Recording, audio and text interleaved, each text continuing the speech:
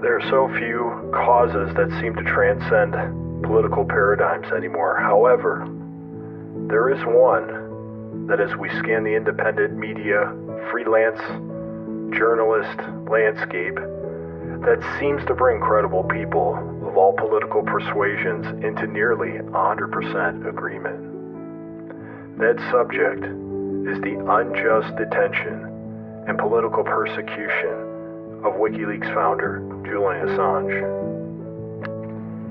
Today we come with a rare request for singleness of purpose on obtaining the freedom of Julian Assange and for him to be reunited with his wife, children, mother, father, and family. On August 31st, in the year of our Lord, 2022, we're calling on people across the world to come together for one moment in time on one thing everyone seems to agree upon and change the course of history. We chose that day because this year will be the 25th anniversary. Princess Diana of Wales lost her life, and those who knew her say she had a beautiful heart and a merciful heart. So we have intentionally anchored that date of her passing to the day we'll call upon those in positions of influence and authority in the United States, Australia, and the United Kingdom to show mercy to Julian. We begin in the United Kingdom.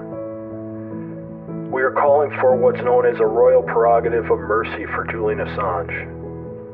A royal pardon, such as was received by World War II codebreaker Alan Turing a decade ago, but unfortunately many years after his death. And by setting the Diana date of August 31st, we are calling on younger members of the royal family and MPs to lead the way on this very noble cause. A chance to do something actually beneficial that will be memorialized for future generations. On August 31st, we're calling for what will be known as the AssangeAThon. If you are an alternative media personality, public figure, artist, or any other walk of life, plan ahead and make those days from midnight to midnight focused on Julian. Run documentaries, conduct interviews, share Julian's story. We're also requesting that individuals from different political persuasions invite each other on their shows, not to argue about the hot topic of the day, but to unite for the freedom of Julian Assange. Make it so that anywhere people go, or whatever people are watching on that day, they'll be informed or reminded of his plight. We're giving everyone a few weeks to prepare. This is not just for those in media, this is for the people of the world. If you're a baker, feature cakes with Assange's photo. If you're an artist, use your talents to join in from now until then. If you're a musician, make a song. If you're a citizen of a country, just go out and wear pins or shirts or hats, start conversations. If you're on social media, change your avatar, put your banner up, and copy Julian and his family and send messages of encouragement. Film yourself writing letter to Julian while he's being held captive. Read the letter and upload it to TikTok as you send it. Imagine how inspirational that'd be for others, and for him to eventually hear and see. This two-part presentation is hastened a little bit because we fear for Julian's safety heading into the coming season. There are many extraordinary, both good and bad, events that are undoubtedly about to take place in the fall and beyond. As you look around, you can see that things haven't exactly been as stable as you may have remembered in the past. We must continue to right historical wrongs like this now, not later. During heavy news cycles, people often forget about unresolved ongoing persecution, situations like Julian's, which can provide cover for score settling by the bad actors. Do you understand what we're telling you? We're We're tired of losing good men and women who simply want to bring consequential information and truths to the people. How many can you name that suddenly died over the past year, the past 2 years, the past 3 years? We're tired of losing people, and we're tired of people dying. We're tired of the persecution, and it has to stop. No more wet works. Over the past 15 years or so, independent media has been built up to a point that has never been seen before in history. But every now and then, we need a test to actually see what we are capable of if we come together as one people. We don't know what the outcome of this is going to be.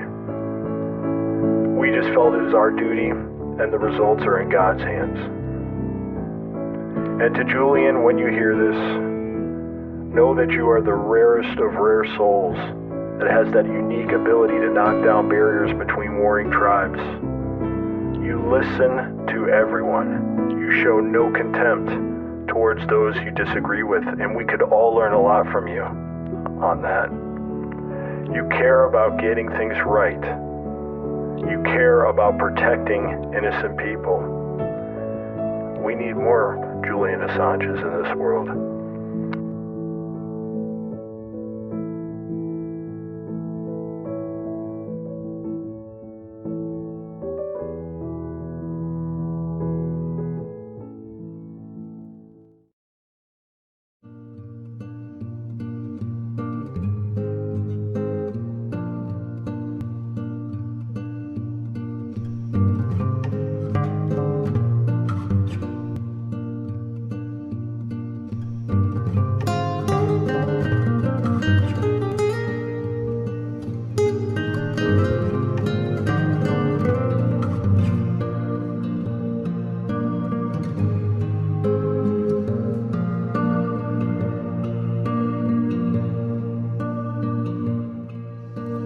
Tender is the night, lying by your side. Tender is the touch, someone that you love too much. Tender is the day the demon goes away. Lord, I need to find someone who can heal my mind. Come on, come on, come on, get through it. Come on, come on, come on. Love's the greatest thing that we have. I'm waiting for that feeling. I'm waiting for that feeling. I'm waiting for that feeling to come. Oh my baby, oh my baby, oh my baby,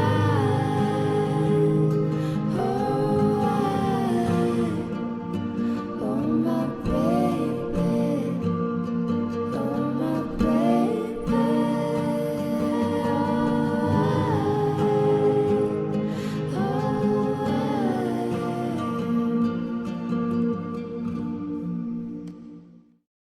My name is Julian Assange.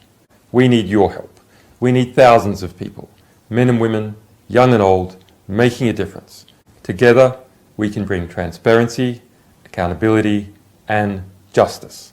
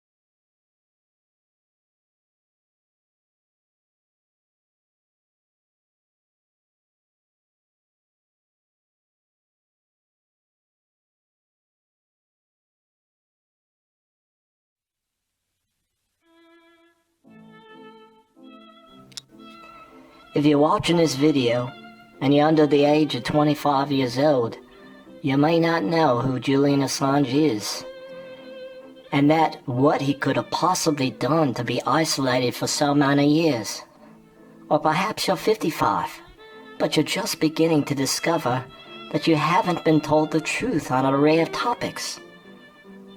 So we've compiled key clips from multiple sources, from all different political viewpoints, so that you can fully grasp the gravity of his dire situation and how his case directly impacts the freedom and rights of you and your loved ones. And as for everybody else, have no worries, for we will not be playing any clips of this man, who is arguably the most difficult to listen to dullard in the history of broadcast television. He was tough to look at. He's the type that forces us to pay extra for ridiculous warning labels. And now for an important point that cannot be stressed enough. If you think all of this is about exposing alleged war crimes from the 2000s, you are mistaken. But we'll get to that in a moment. Many, mistakenly, casually pair Julian Assange with other known individuals who some claim are whistleblowers, just trying to do the right thing, for the sake of transparency. But we're here to tell you, be very cautious in doing so. The face tells the story. Body language tells the story.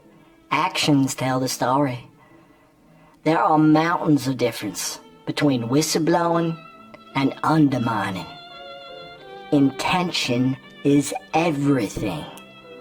Motives are often masked by subterfuge.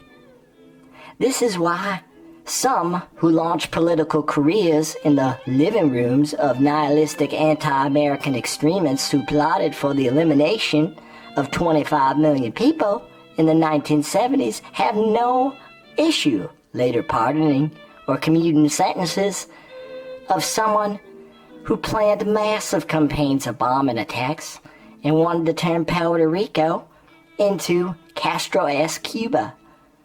But that's for another day.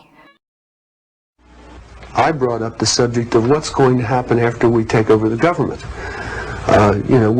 We become responsible then for administrating, 250 million people.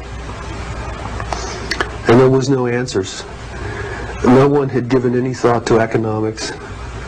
How are you going to clothe and feed these people?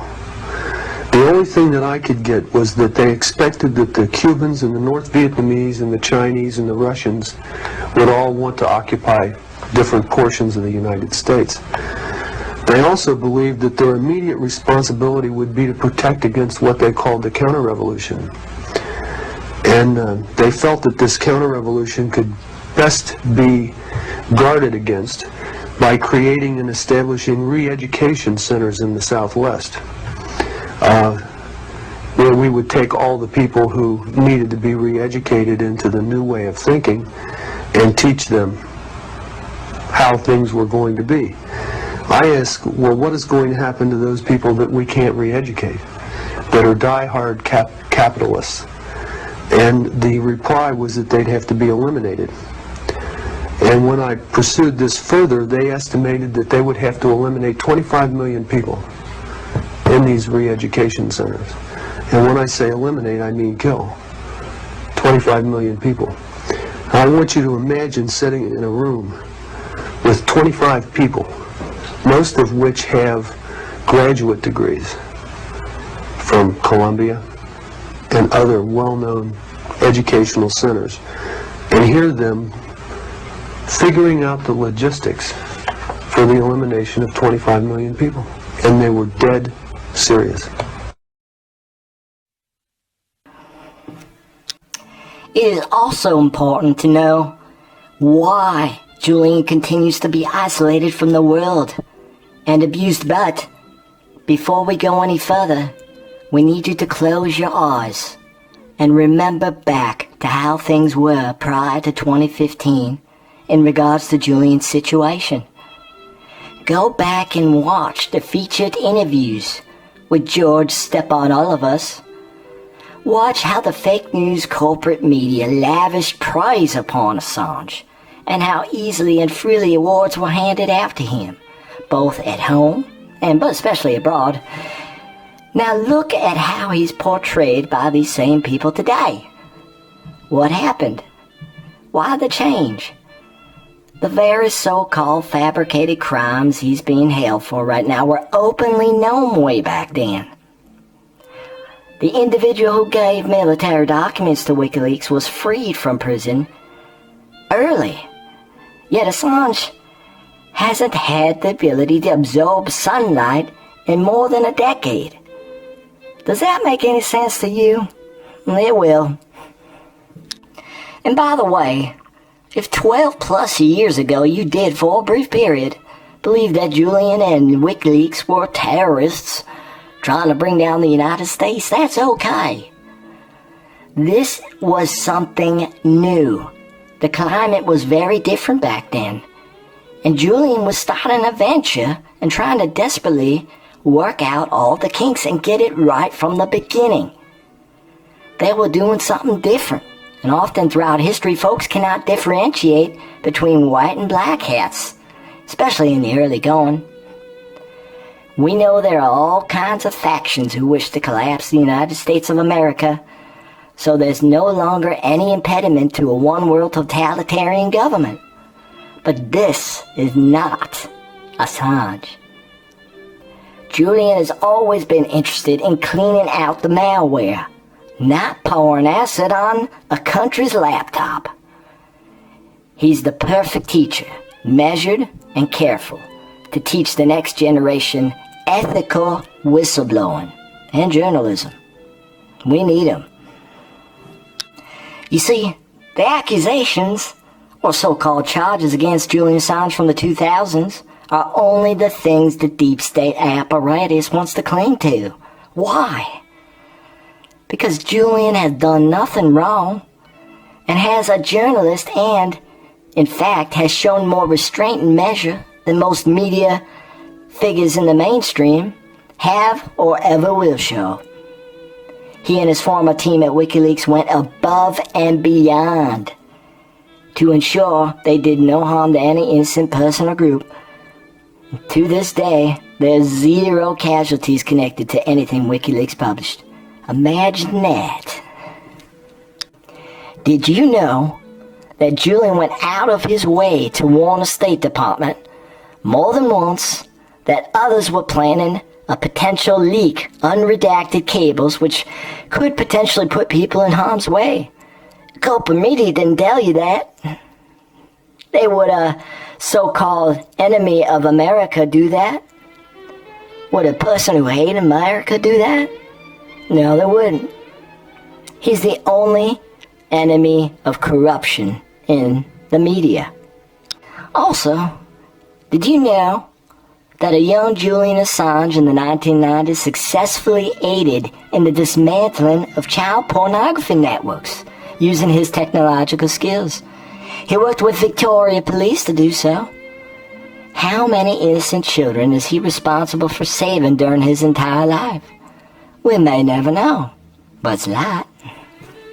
Now, Julian was treated well in the mainstream because although what came out in the early days was damaging and embarrassing to authority figures and countries, he hadn't tapped into the true underbelly or hornet's nest of darkness at that point yet. But that all changed after 2015. In 2015 and 16, Julian Assange, with the help from courageous whistleblowers, patriots, and concerned citizens, began lifting the veil and exposing decades and even centuries-old crimes, shining a bright light, a spotlight, on a dark underworld of unimaginable acts and behaviors. From wet works to child sex trafficking to international money laundering schemes. I mean, it's ridiculous. To weapon sales, to election rigging, to billions upon billions being illegally funneled through various organizations funding terrorism and pay-to-play inside governments and foundations. This is when everything changed. Overnight, he went from being known as the innovative journalist interested in peace to a domestic terrorist. He went from being given awards to having large swaths of the world's internet being shut down and his own access to the internet being cut off simply to stop the release of such crimes and horrors. Ladies and gentlemen, the big secret is this, that everyone knows but no one will say it publicly. Julian touched the untouchable. Julian began to expose the unthinkable. Wikileaks by itself, through information, helped elevate the entire independent media sphere, likened to a tide rising all boats. It couldn't have come at a more crucial time in America. You see, there wasn't supposed to be another election after 2016, and there wasn't supposed to be in America after 2024, at least as we know it now. As we stated from the beginning, there was no Russian involvement in 2016 election, big hoax. It was all a lie, and a lie that has led to catastrophic decisions being made ever since. But as for choosing sides, as for Julian himself mentioned, the information given to Wikileaks about Donald Trump wasn't anything that wasn't already known or important. You see, Donald Trump is the most vetted presidential candidate in probably world history, but definitely in American history. There's no other political figure that's had their life examined, re-examined, and then put under a microscope. Every single inch, every moment, in search of anything. The old famous dog, Joseph Stalin, the secret police head that he had working for him, famously said, "Show me the man and I'll show you the crime." Donald was the first political figure to sacrifice hundreds of millions of dollars to serve his country. That's why you're witnessing, right this moment, what they're doing to both Julian and Donald Trump. Period.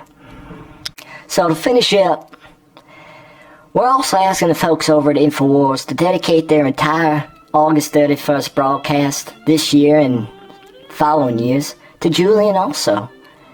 You'll face many of the same trials and share many of the same objectives. Invite on his family, documentary filmmakers, and discuss all of the crimes and scandals WikiLeaks has uncovered over the years. Please consider. This entire presentation you're watching or listening to is copyright free. Upload it to your own channels. Help us get it on all platforms, mainstream and alternative. You can even put it out on DVD and play it at the department stores or gatherings. Upload it to your local public access channel. Put it on a 24-hour loop. Translate the video into different languages. Be creative. Just try to keep all those actionable details and links in the description with it. If you pull out small segments and clips, link back to the full presentation so people don't miss anything.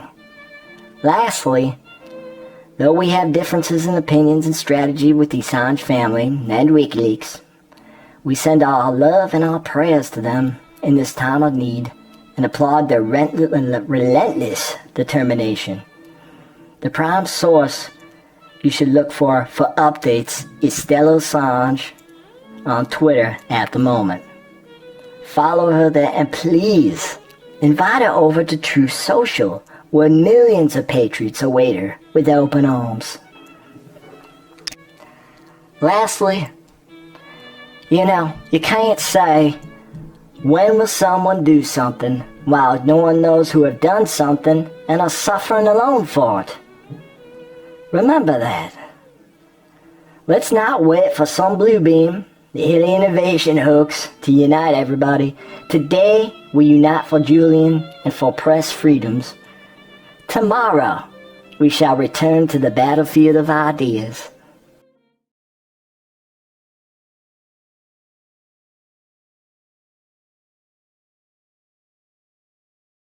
Here is a bulletin from CBS News.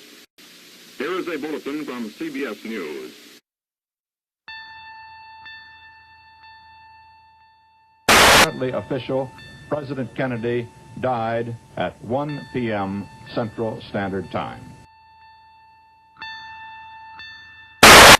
Good night and good luck. Could you afford to run for office? Our Campaign 92 coverage continues in a moment with the high costs of politics.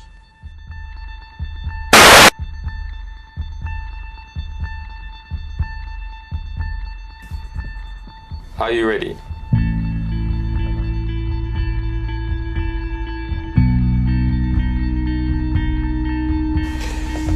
Where do you see the Syrian situation going? What should we do to stop the killings, to stop the bloodshed occurring in Syria?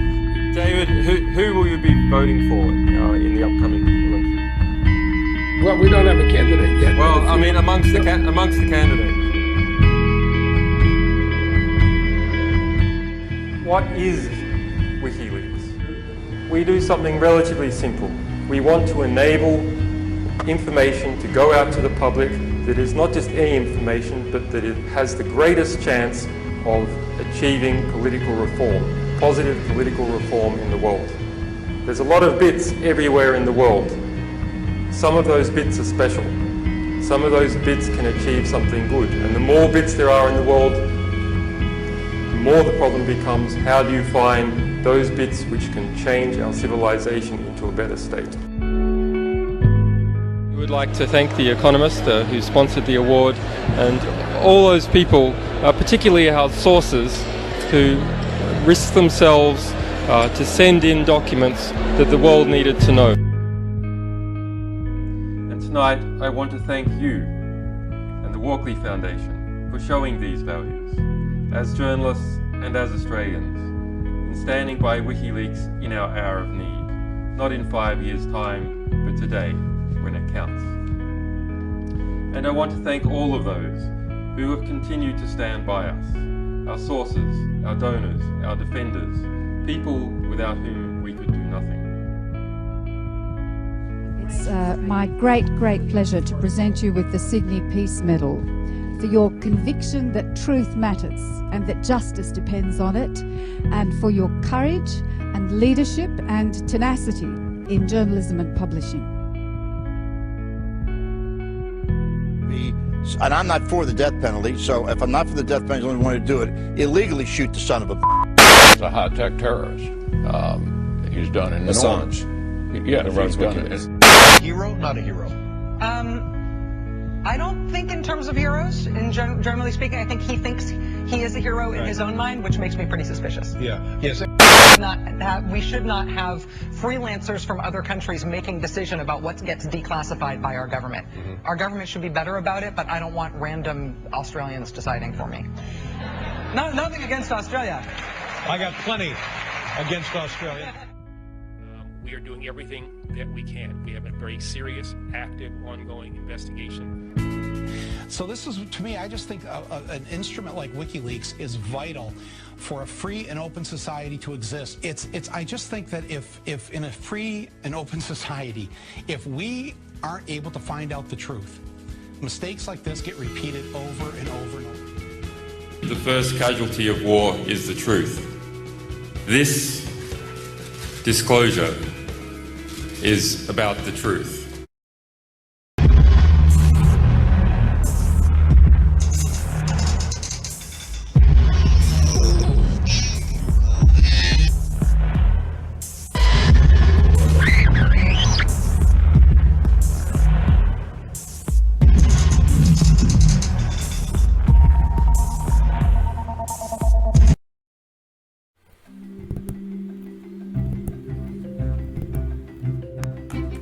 Secure phones to assist in staying anonymous? $5,000. Fighting legal cases across 5 countries? $1 million.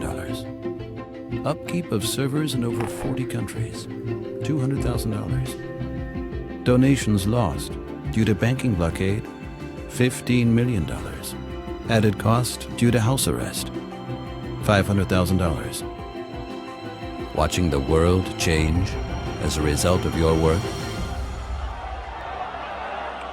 Priceless. There are some people who don't like change. For everyone else, there's WikiLeaks. The head of WikiLeaks, Julian Assange, recently described himself as a big admirer of yours. What did you think of that whole WikiLeaks operation, leaking names and the like? What was your reaction? Well, I want as much transparency of government as possible. And I think WikiLeaks has worked very hard to make sure that nobody's been injured and there's no evidence that anybody has. But if our government is doing something wrong and they're hiding it from us, I think there's a moral obligation of those people who know it and can reveal that to us to let us know. They should tell us. But the government complains, oh no, they're going to release this information to the enemy. Well, I'm not the enemy. The people's not the enemy. The people ought to know what's going on. We ought to have our privacies protected and the secrecy of government challenged when it's totally unnecessary. And most of this is very unnecessary, all the spying that they do. I want to tell you what I think is the way that wars come to be and that wars can be undone. In democracies, or the pseudo-democracies that we are evolving into, wars are a result of lies. That is war by media. Let us ask ourselves, of the complicit media, which is the majority of the mainstream press, what is the average death count attributed to each journalist? Journalists are war criminals.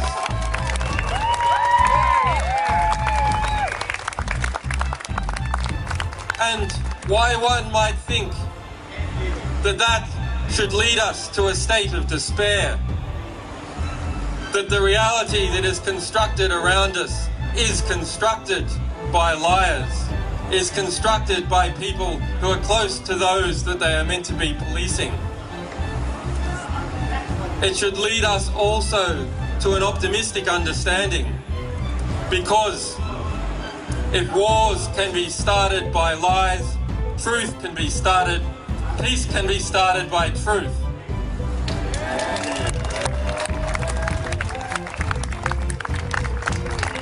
So that is our task, and it is your task. Go and get the truth. Get into the ballpark and get the ball, and give it to us, and we'll spread it all over the world. It's been reported that WikiLeaks has released more classified documents than the rest of the world's media combined. Can that possibly be true? Yeah, can it possibly be true? It's a worry, isn't it? That the rest of the world's media is doing such a bad job that a little group of activists is able to release more of that type of information than the rest of the world press combined. Well, President-elect Trump famously skeptical over the idea the Russians meddled in our presidential election. Well, some are not buying his denial. We've yet to see any actual proof that they did. In fact, just moments ago, our friend and colleague Sean Hannity interviewed Julian Assange, the founder of WikiLeaks. The interview airs tomorrow at 10 p.m. Eastern on this channel. But here's what he told Sean about the source of those Clinton emails. Watch.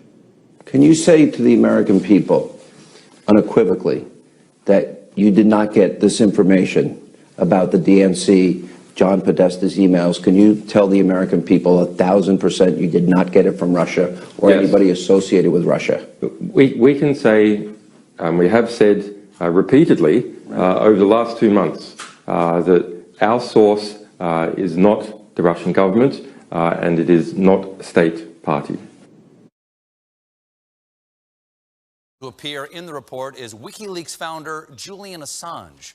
Assange has been holed up in the Ecuadorian embassy in London for the last 7 years, until just last week when he was dragged out by British police. He tried to escape disguised as Gandalf the douche. He has aged a bit. When Assange first went into the embassy in 2012, he looked like this, and we've acquired some time-lapse footage of his aging process.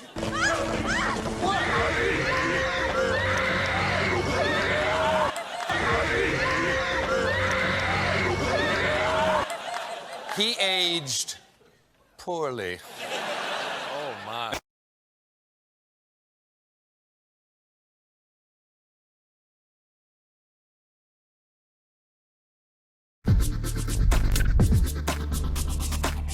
WikiLeaks has had some unfortunate spin around it.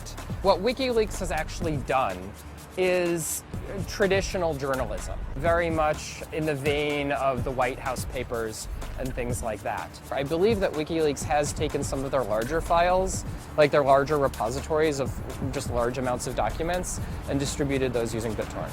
I myself am not in favor of simply taking any random piece of classified information and broadcasting it for the whole world to see. There could be all kinds of bad things that would happen from that. But that's not what WikiLeaks is doing and has done. They've gotten their hands on classified information that indicated things that the general public would really like to know about, and in many cases talked about things that are probably illegal activity going on. And I think fundamental to any democracy is having a functioning journalistic system which will blow the whistle on bad things happening that aren't supposed to be happening. And I think that's a good thing. The question is what advice he has on protecting sources, because so many people just simply use email and reveal their identity by doing that. So on the one hand, I can say you're all screwed. You are all totally screwed, because everything is going onto the internet. I was with, I won't name him, but one of the most respected investigative journalists in the United States. And he checked his email in Gmail, was logged into Google, and then he goes and starts searching stuff. Well, he's still logged into Google, so you saw his name in his Google searches. And Google keeps a history of everything being searched for, and he was searching for things on the story he was developing, and he's a national security reporter. I mean, you're just screwed. I mean, the amount of information that is being collected on everything that is done, and it's just impossible to work and communicate in a normal way unless you have technical specialists dedicated to do this for you, means that your information trails and your sources' information trails are just everywhere. But the chance is very, very low that a source will be busted. But there's a perceptual illusion, because every time a source is caught, their name is, even their face is in the paper. But every time the New York Times uses a source to inform a story, it's like the source never existed in the first place, because it's basically an anarchist act, right? Leaking is basically an anarchist act, and to be a mainstream publication, you can't be lionizing sources doing anarchist acts all the time. So you don't see the source mentioned at all in the story, or you see documents seen by the New York Times, or you see an official speaking anonymously. But that's such a small reference that people don't see the source. So there's a perceptual bias that sources are getting busted all over, but there's not the perceptual understanding that sources are succeeding all over, and that the actual chance of being busted is extremely low, even in this incredibly aggressive environment.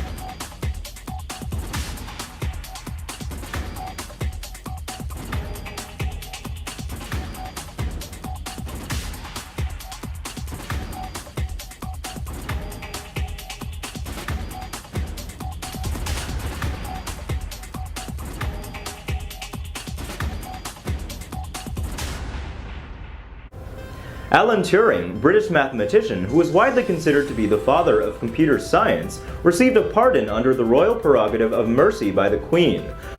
Turing made vast contributions to the scientific and mathematical fields, but the Briton is perhaps best known as the codebreaker who cracked the Enigma code, the cipher used by Nazi Germany to secure its military communications.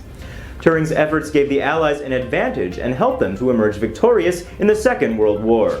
Brilliant mathematician, computer pioneer, but Alan Turing is best remembered for what he did during World War II at this secret British base at Bletchley Park in Buckinghamshire. He led a team which cracked the Enigma code, used by the Nazis to send messages. Historians believe the codebreakers shortened the war by 2 years, saving countless lives. In his personal life, though, Alan Turing suffered immense anguish. In 1952, Dr. Turing was convicted of gross indecency and had to undergo chemical castration. He was no longer allowed to continue his security work for the government. 2 years later, aged 41, Alan Turing died of cyanide poisoning. A verdict of suicide was recorded. Now, following parliamentary pressure, he's been given a posthumous pardon.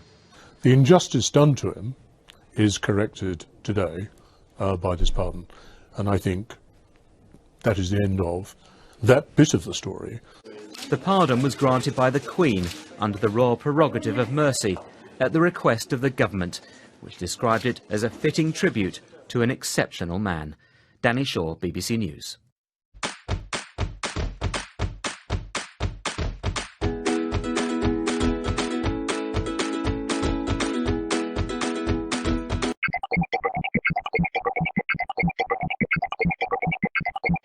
The royal prerogative is a body of customary authority, privilege, and immunity, recognized in common law and, sometimes, in civil law jurisdictions possessing a monarchy, as belonging to the sovereign alone.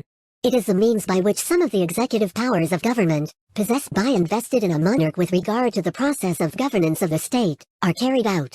Individual prerogatives can be abolished by Parliament, although in the United Kingdom special procedure applies. Though some Republican heads of state possess similar powers, they are not coterminous, have a number of fundamental differences, and may be either more or less extensive, confer reserve powers. In Britain, while prerogative powers were originally exercised by the monarch acting alone, without an observed requirement for parliamentary consent after Magna Carta, since the accession of the House of Hanover these powers have been generally exercised on the advice of the Prime Minister or the Cabinet, who in turn is accountable to Parliament, exclusively so, except in matters of the royal family, since at least the time of William IV. Typically in liberal democracies that are constitutional monarchies as well as nation-states, such as those of Denmark, Japan or Sweden, the royal prerogative serves as a prescribed ceremonial function of the state power. Mexican president renews offer to grant asylum to Julian Assange in a letter to Biden. He sent a letter to the president saying, you know, we'll take him here, we'll give him asylum, let's just end this nonsense. Yeah. He explained that Assange, this is his letter to Biden, he said Assange did not cause anyone's death, did not violate any human rights. He exercised his freedom, and arresting him would mean a permanent affront to freedom of expression. We always like to pat ourselves on the back for all of our faith in democracy and the institutions, but here it's clearly that the president of Mexico understands a lot more about freedom than the majority of American politicians. And last month, Lopez Obrador called Assange, quote, the best journalist of our time. What a great line. That's right. Great line. Does not deserve to be in jail. And welcome back to Hannity. So in a recent interview with the New York Times, WikiLeaks founder Julian Assange had some harsh words for Hillary Clinton and the mainstream media. Let's take a look. The American liberal press, in falling over themselves to defend Hillary Clinton, are erecting a demon that is going to put nooses around everyone's necks as soon as she wins his election, which he is almost certainly going to do. Now, he was not mincing words there, but that's not all. In other interviews, Assange has said that he has, quote, significant documents that would be damaging to Hillary Clinton's campaign. Here to join us and explain more, the man himself, WikiLeaks founder Julian Assange. Julian, how are you, sir? Welcome to the program. G'day, Sean. I'm well as can be expected for being detained for 6.5 years without charge. You know what? I understand. You know, part of me in the beginning was conflicted about you. And I'll tell you why. I believe in privacy. I believe that people, especially when it comes to private emails, personal emails, etc., and I think people have a right to that privacy. On the other hand, you have done a lot of good in what you have exposed about how corrupt, dishonest, and phony our government is, and I applaud that. I think that's good that we know that.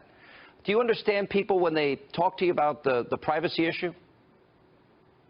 I do, and we've exposed a lot of governments. WikiLeaks has we specialize in bringing the First Amendment to the world.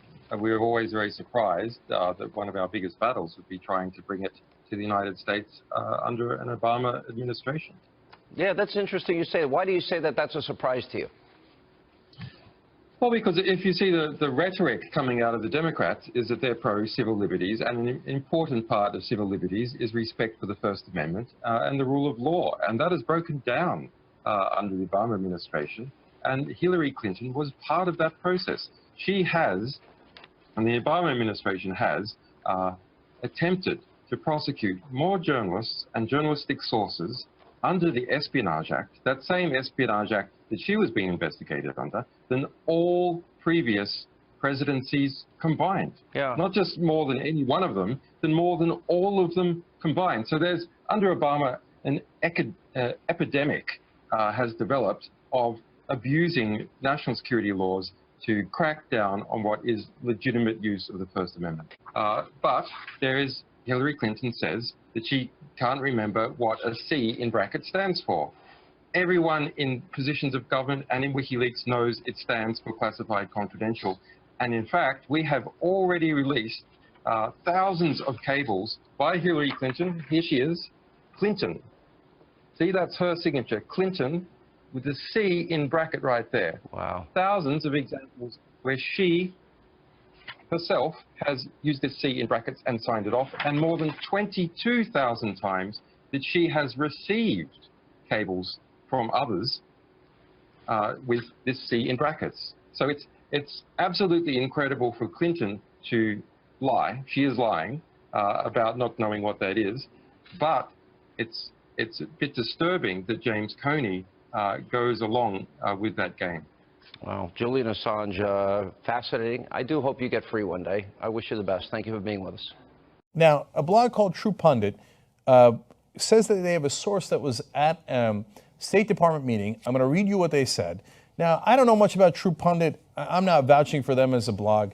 But in fact, I wouldn't even read this to you, except for the fact that the Clinton team has not denied it. And I'm going to show you their non-denials after I read you what apparently happened at the State Department when Hillary Clinton was there. They explained Clinton's State Department was getting pressure from President Obama and his White House inner circle, as well as heads of state internationally, to try and cut off Assange's delivery of the cables. And if that effort failed, then to forge a strategy to minimize the administration's public embarrassment over the contents of the cables. Hence, Clinton's early morning November meeting of state's top brass, who floated various proposals to stop, slow, or spin the WikiLeaks contamination. That is when a frustrated Clinton, sources said, at some point blurted out a controversial query. Can't we just drone this guy? Clinton openly inquired, offering a simple remedy to silence Assange and smother WikiLeaks via a planned military drone strike, according to State Department sources. The statement drew laughter from the room, which quickly died off when the secretary kept talking in a terse manner, sources said. Clinton said Assange, after all, was a relatively soft target. To what degree she was kidding, I hope to God she was kidding.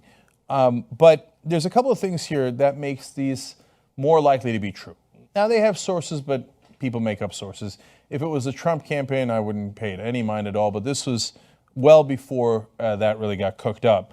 And then they claimed right there that she might have been kidding, and in fact that the room laughed. That's what the source says. Now, if they just wanted to paint all of them in a negative light, they would have said, no, nobody laughed, they meant it seriously, etc. And it gives them a little bit more credibility that they said that. Second piece of credibility is there is a leaked email with this headline. Anne-Marie Slaughter from State writing to Huma Abedin and other, Cheryl Mills, all sorts of Hillary Clinton staffers. And the subject line is an SP memo on possible legal and non-legal strategies regarding WikiLeaks. Now, they did not get the email where they outlined illegal strategies against WikiLeaks. Boy, I'm sure they'd love to get that email. So, but it does make you wonder what those illegal strategies are. Were they really considering a drone strike?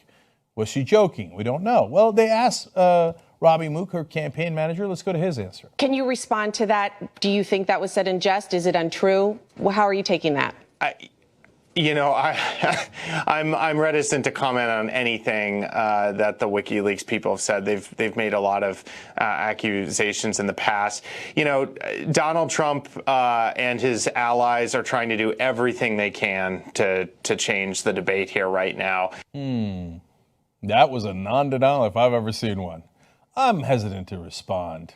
and I'd like to divert your attention with a pivot. In other words, that might be true. Look, understand the context, and if you don't cover politics every day like I do, you might not get it. If that wasn't true, they'd come out and breathe fire. They'd be like, it's outrageous, it's scandalous, it's preposterous, there's no way that it's true. But he didn't say any of that. He said, well, I don't know, I didn't get a chance to look into it. Really? You didn't get a chance to look into whether Hillary Clinton even joked that they might drone strike and assassinate Julian Assange? If I was her campaign manager, I'd have looked into it. Then at one point, Hillary Clinton got asked about it. Listen to her non-denial. Did you ever joke about droning Assange? Well, I don't know anything about what he's talking about, and I don't recall any joke. It would have been a joke if it had been said, but I don't recall that. Oh, she said it. Okay. I don't recall is a classic. If you catch me later on tape, I was going to say I didn't remember. I guess I said it. She remembers. If it had happened, then it would have been a joke. Oh my God, she said it. If she didn't say it, you think she sits there and goes, oh, no way. She would be like, that's the most outrageous thing I've ever heard. Of course that's not true. I can't for the life of me understand why he's still in prison. He has committed no crime. The skipping bail was a misdemeanor, but he was actually an asylee at the time, and there's a process to go through to remove asylum, which wasn't gone through. So Julian now been 10 years in arbitrary detention. It's incomprehensible. Today, you might have heard Julian Assange's father, John Shipton, has been touring the U.S. trying to drum up more attention to Julian Assange's case. As we know from just a couple of days ago, the final kind of witness, the final key witness against Assange that had claimed that Assange told him to hack into things like the Icelandic parliament's, parliamentarians' emails, etc. Illegal hacking had told this former employee of WikiLeaks to hack in illegally to various places. We now know that guy, Thordarson, has said he has admitted he lied, that he was lying for the FBI. He also is a well-known fraudster, sociopath, and I mean that by like doctors have diagnosed him as a sociopath. He embezzled $50,000 from WikiLeaks itself, which was when they fired him. So anyway, this is the end of Julian Assange's father's tour of America, and with his brother as well. And I went down there today at the Department of Justice, outside of the Department of Justice. Of course, they're not going to let us in. But Julian Assange's father spoke. That was the first time I'd met him. And his brother spoke, and we were right there at the Department of Justice. Like I said, of course, they're not going to let us in. Of course, they are the ones that could drop this. Of course, Biden could tell them to drop it. So Biden administration, DOJ, they could drop this right now and Assange could walk out the door. But they're not. They're appealing it so that they can keep him in prison. Even if they lose the appeal, they figure, well, we'll get another year of him in prison. That's their goal. And their goal beyond that is to extradite him to the United States to face 175 years in prison. So Assange's father was here. Then why? Why would they show up to hear what Julian Assange's father has to say? Why would they show up to hear that Julian Assange is a real person with a real family who is having his life destroyed, has had his life destroyed, and continues to? Why would they want to hear about that? It's not useful to them. It's not useful to the empire to pretend that Julian Assange is a real human being with a father and a brother, or kids, or a partner. And so very few showed up. And they also don't want to write that article because their bosses don't want them to write that article. They don't want to hear about Assange. They would rather that be a quiet little thing that, once a year, they write one little article saying the DOJ is appealing the decision or whatever, and that's it. Also, there's the fact that every time, if the press were to write anything about Julian Assange, they basically, simply by the fact that they haven't covered him much, covered his situation much, if at all, simply that fact shows them to be ass clowns. And I use that as a technical definition.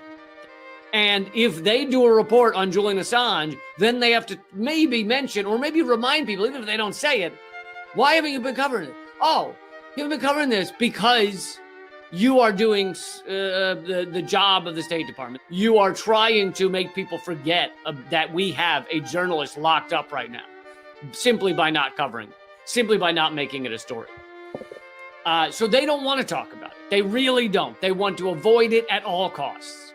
And every once in a while, they'll do one little article about his trial because they feel that they have to or something. But even in those, they always, find ways to denigrate him or to make him sound like some kind of hardened criminal. He was a hacker and he was trying to destroy the world and we had no choice but to bring him down. And he worked with Russia, even though none of that is true. Not a word of it, but that doesn't matter. They'll print it anyway.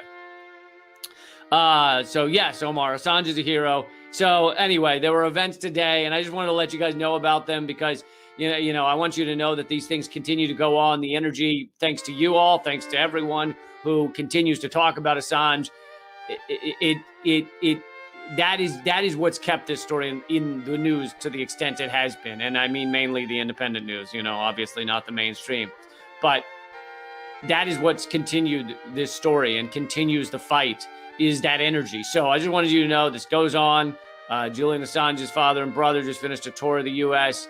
People are still talking about this. Of course, there's been a blackout of the latest update about his key witness, the key witness against Assange, admitting he lied, to the FBI, lied to the court. Of course, there's been a media blackout of that because there has to be. They can't admit that.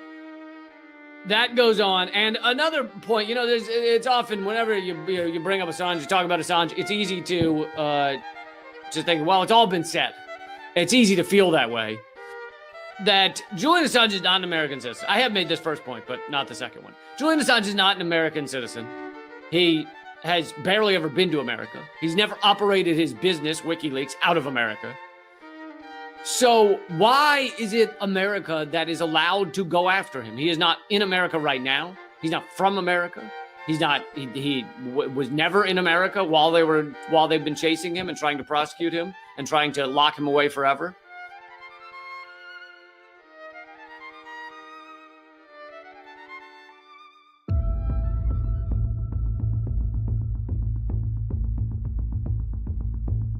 Mr. Assange, hello, it's Cliff Johnson. G'day, Cliff. Thank you for calling back. Certainly. Have you been briefed?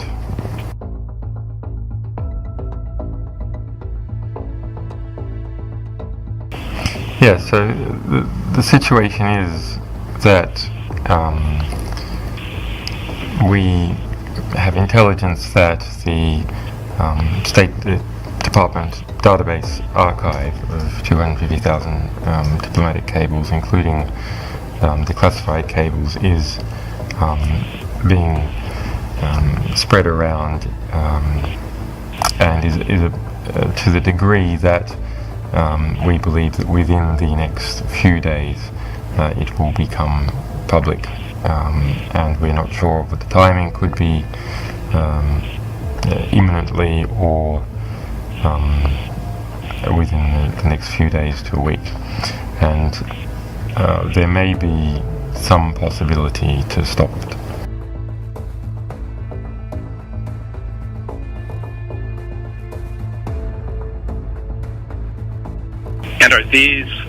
And who would be releasing these cables? Is this WikiLeaks? No, we would not be releasing them. Well, this is Daniel Dumscheit-Berg, a previous employee that we suspended last August. And so he apparently has access to the material that WikiLeaks also has? Yes, that's correct.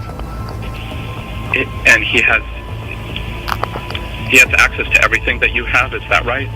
That's correct. Okay, and that includes classified as well as the unclassified cables? That's correct. I see. And in terms of what they took, does that mean that they now have the ability themselves, without your control or authorization to make this as available as they want? Is this now entirely That's correct. in their... And there's no attempted redaction program and no attempted harm minimization.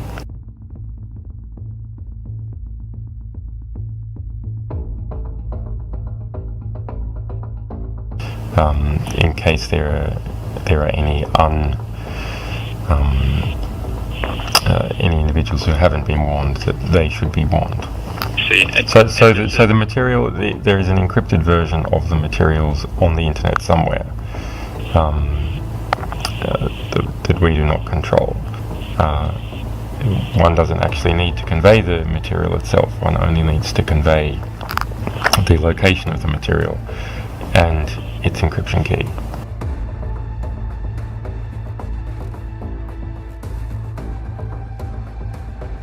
There is another possibility, which is the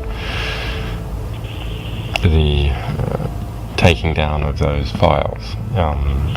That is a degree of research and effort that we do not have the capacity to do. It is. There are not so many of them. And you know all the locations of them, you think? We know several, and it's probably not that hard to find the others. Can you provide us with that location information? I can encourage other people to do so. Our view is that it's more your problem than it is ours, but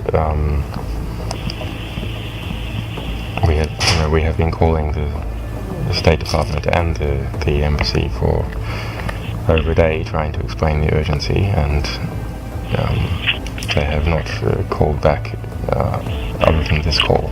Well, I appreciate what you've told us, Mr. Assange.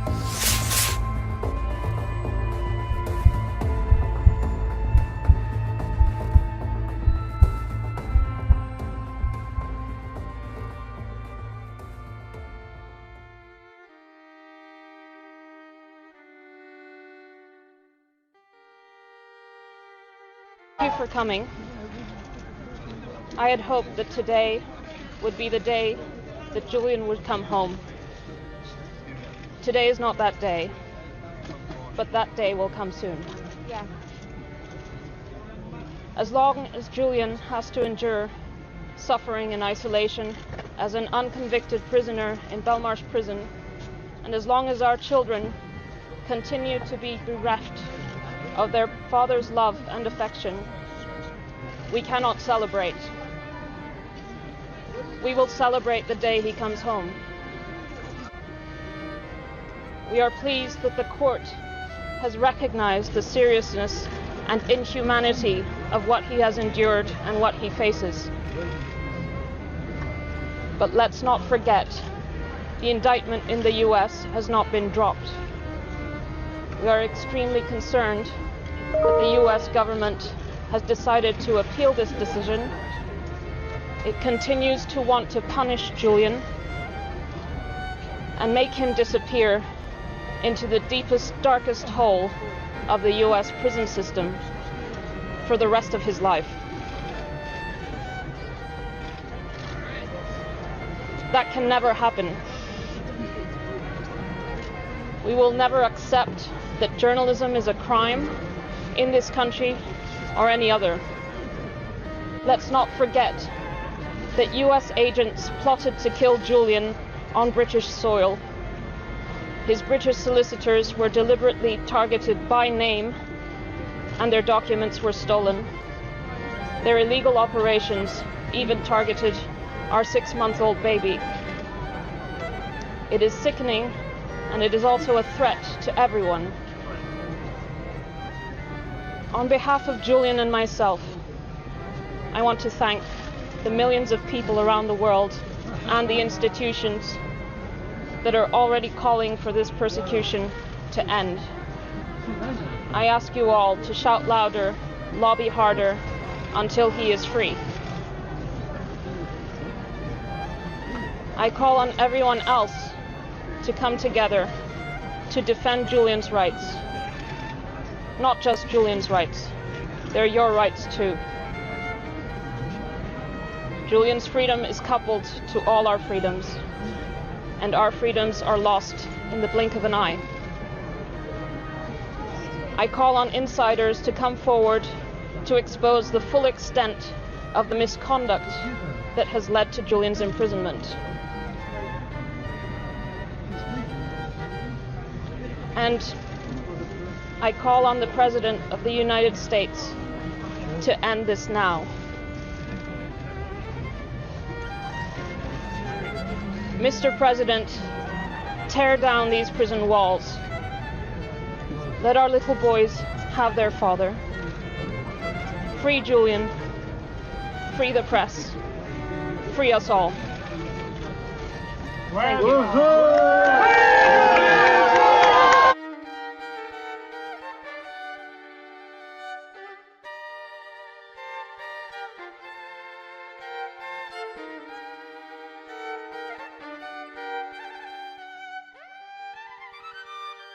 Well, I suppose I just wanted my kids to be happy.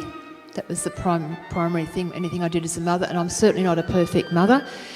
I'll say that right from the start. No one is. We all have regrets about the way what we've done with our kids, although most parents have done their very best. Julian sometimes went to school, sometimes he didn't. He has been to a good school and he's been to some that haven't been so good. He wasn't very keen on going to many schools because he was bright and they weren't fulfilling his needs. He was a very bright little boy, and gifted kids can be in need, the same as it can be an educational disability for a gifted child to go to a school where their needs aren't being catered for. And I was concerned that he would lose his love of learning if he was bored. So there was quite a lot of homeschooling. I suppose all I really sought to do was for them to love learning, to love the investigation of learning, not to force feed so much, but to inspire a quest for learning. So they read good books, and I didn't give him theories, but rather, well, what do you think? How would you solve this problem? What would your answer to that question be? And then I might say, well, my answer is so and so, but then there's all these other people's. If it was a question of values, though, you know, is it good to hurt people or to lie or whatever, then I would be quite strong about that. But then I would give the reason why you don't do it, not just that you don't do it, but why you don't do it. And the kids were often reading very early. And once people have a love of learning, a love of reading, of course, then the whole world is open to them. Julian is a deep thinking person. He writes extremely well. He's a beautiful writer, actually. He has a scientific mind. He enjoys journalism. He's an independent thinker. And he is quite a courageous person. And he enjoys adventure. And he likes working for himself. So put all that in together, then it doesn't surprise me that this has eventuated from it. As to how I feel about it, I never say that I'm proud of my children, and I never say that I'm ashamed of them. It's not up for me to think of him as some sort of product to be proud of or ashamed of. He's his own person. What I can say is I think he should be very proud of himself, if that makes sense. I think Australia should be proud of him as one of the Aussies that's gone on to achieve something, but I am in admiration of what he's achieved. But I don't like the word pride. It's just something that sticks with me. It's just a funny little idiosyncrasy that I have. But he knows that I believe that what he's done is worthwhile, and I'm supportive of it. Does that answer your question?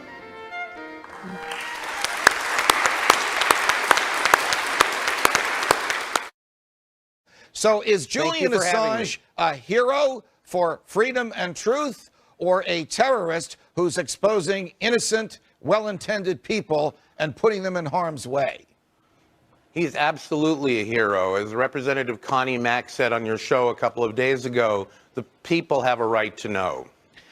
Well, What is his goal in revealing the things he's revealed? The first two batches of document dumps had to do with military secrets and military behavior. The last one, which seems to have gotten under the skin of more people, actually dealt with diplomatic behavior and showed diplomats speaking candidly, but then lying in public about what they were speaking candidly in private about. So what do you think Assange is trying to accomplish by revealing all this, Eric? Well, he's trying to let people know what their governments are doing. And I think that what the reaction is proving that the people are scared, not of losing lives, but of losing their jobs, because they've been acting against the law. They've been pressuring other countries to violate their own laws, as they did in Spain, and they are committing crimes themselves. Hillary Clinton, for example, ordered diplomats to steal credit card information and passwords from other diplomats. This morning, she apologized to the UN chief for trying to steal his credit cards. Now, is that the type of thing, as you understand it, that ordinarily occurs in the diplomatic corps, that American agents would steal private credit card information of their counterparts? Well, apparently it is, but we haven't known about it because this is just one of the many secrets that have been kept by the U.S. government officials and that we're now just finding out about. We need to be able to find out what our government is doing. It's up to us to rein in the government. They're not going to do it themselves. Do you think that any of this will bring about a change in diplomacy or a change in military conflict? The fact that there could be the harsh light of truth and transparency shining on these people when they cut these deals and engage in criminal activity? Absolutely. They will find it much harder to break the laws and to commit unethical behavior if they know that people are going to find out about it.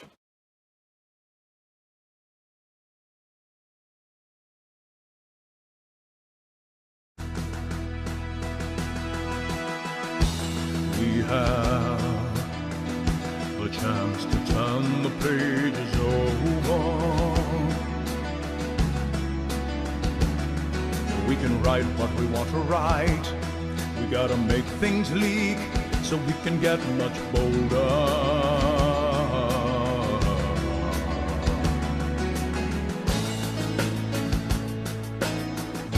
Oh, we're all wiretapped now. We're all being fed lies. Not long till we get all the rats out. Once we turn on all the lights,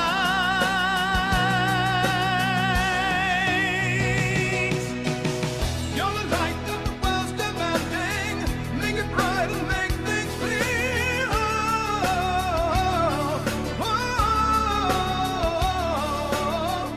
We're not gonna sit in darkness. We're not gonna live with fear.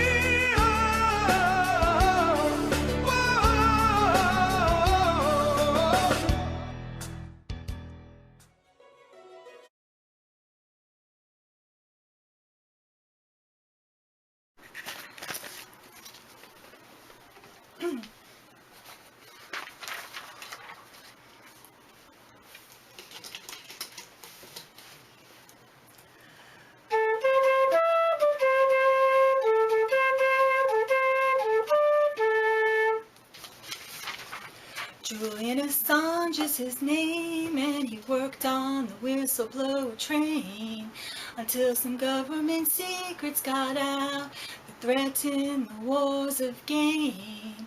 In the fall of 2010, free speech was desperate, and the news was half dead. By the winter it was going bad. The people were being had. The time they drove old Julian down, because his good work was growing. The time they drove WikiLeaks down, Because the free speech was showing, come sing na na na na na na na na na na na na na na. My American friend said to me, quick go on Twitter and see. Now the banks have joined in the unfair conspiracy.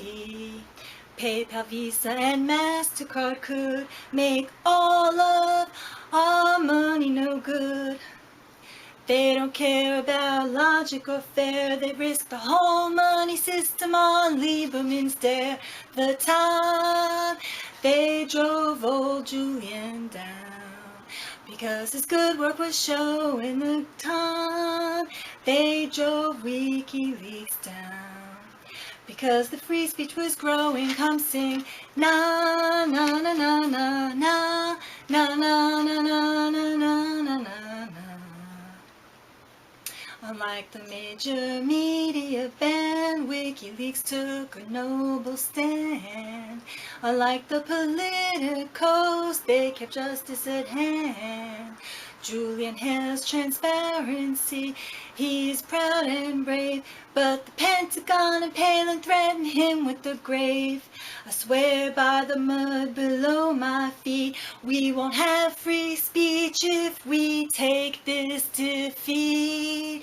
The time they drove old Julian down, because his good work was growing. The time they drove WikiLeaks down, because the free speech was showing. Come sing na na na na na na na na na na na na na na. The time they drove Julian down, because his good works was growing. The time they drove WikiLeaks down, because the free speech was showing. Come sing na na na na na na na na na na na na na na.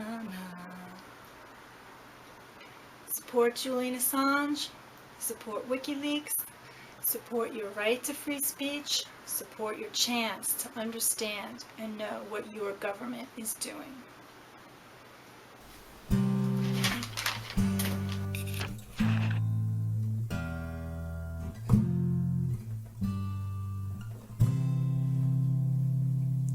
Sleep inside the eye of your mind. Don't you know you might find a better place to play? You said that you'll never be, but all the things that you see slowly fade away. I'm gonna start a revolution from my bed, 'cause you said the brains I went to my head. Step outside, the summertime's in bloom. Stand up beside the fireplace, take that look from off your face. You ain't ever gonna burn my heart out. And so Sally can't wait, she knows it's too late as we're walking home by. Her soul slides away, but don't look back in anger, I heard you say.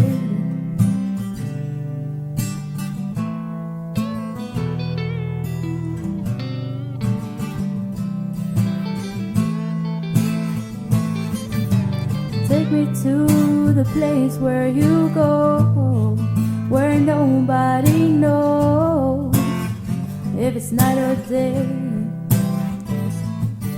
And please don't put your life in the hands of a rock and roll band. We'll throw it all away. I'm gonna start a revolution from my bed, 'cause you said the brains I had went to my head.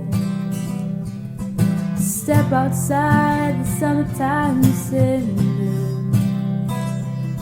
Stand up beside the fireplace, Take that look from off your face. You ain't ever gonna burn my heart out. So Sally can't wait. She knows it's too late as she's walking on by.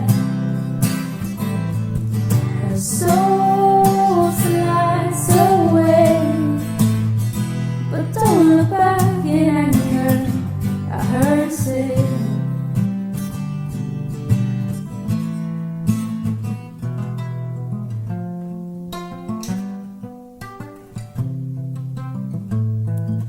And so Sally can't wait.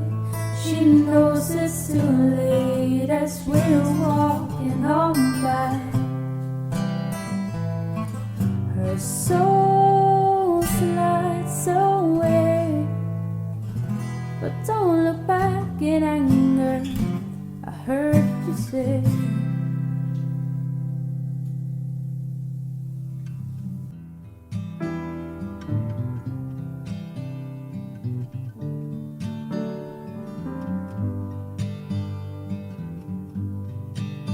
When the night has come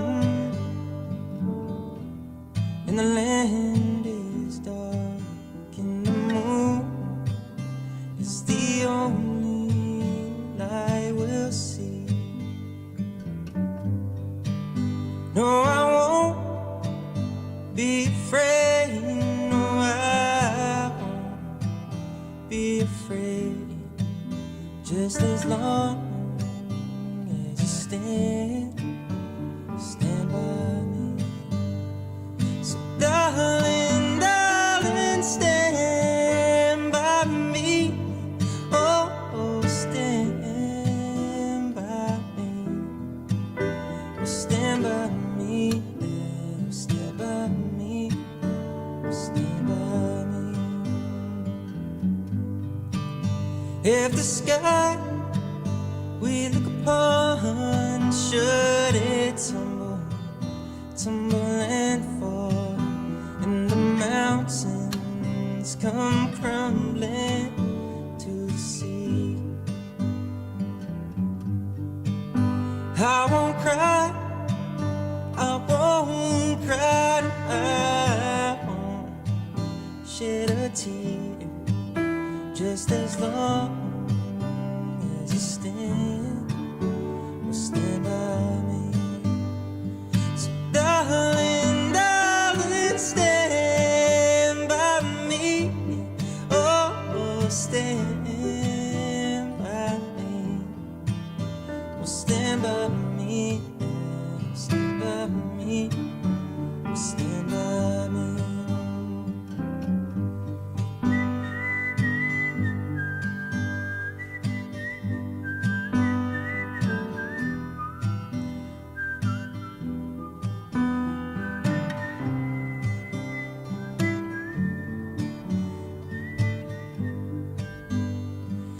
Whenever you're in trouble, won't you stand by me?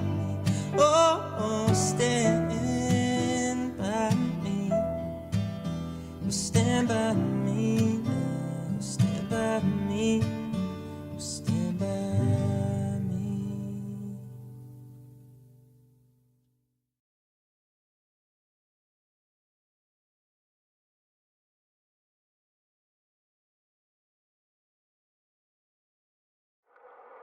Julian, when you were young, you considered becoming a physicist instead of what you went on to eventually do. You had an innate desire to discover the source of the universe. The word universe comes from two words, uni, meaning one, and verse, spoken sentence. So universe, whatever it actually really is, translates to one spoken sentence. In Genesis 1:3, it says, "And God said, let there be light, and there was light." Julian, the answer has been right in front of you the entire time. Jesus said, "For what shall it profit a man if he gain the whole world and lose his own soul? What would it profit you to be freed if your soul would be lost? If you walked out today, you know there are wicked forces who will pursue you for the rest of your life. Put on the full armor of God." Jesus said, "I am the resurrection and the life. He that believeth in me, though we're dead, yet shall he live. And whoever liveth and believeth in me shall never die. Ask, and it shall be given to you. Seek, and you shall find. Knock, and it shall be opened unto you. For everyone that asketh receiveth, and he that seeketh findeth, and to him that knocketh it shall be opened." You have a shirt, and it says truth. At the peak of the mountain that is truth, there is one standing there and awaiting you with open arms, who told us, "I am the truth."